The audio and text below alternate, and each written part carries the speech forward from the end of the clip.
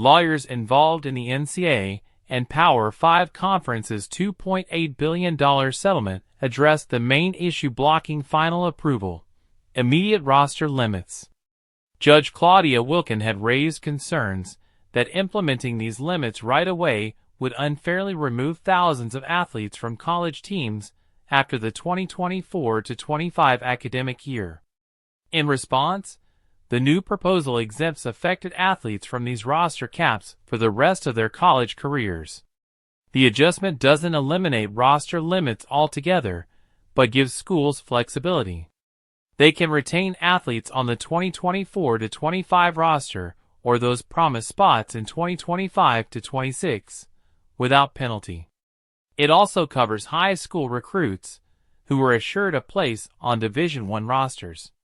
While the NCAA noted that no athlete is guaranteed a roster spot, it argued that this approach restores the pre-settlement status quo and removes fairness concerns.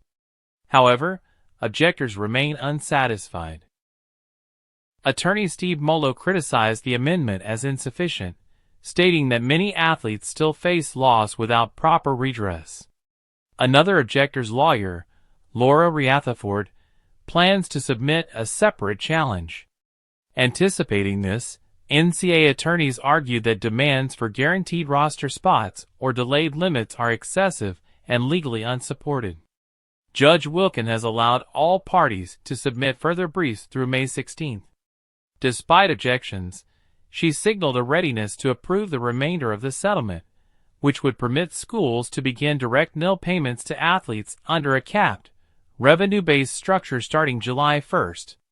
These changes would also mark the end of sport-by-sport scholarship limits for schools opting into nil payments.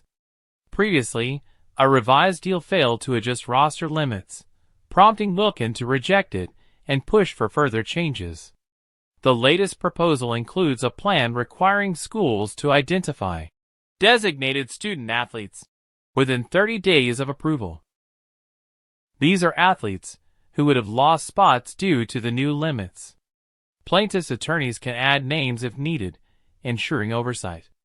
Additionally, athletes who transferred or planned to because of the limits can return to their original school without violating NCAA rules. The update aims to preserve fairness for those most at risk while allowing the broader settlement to move forward.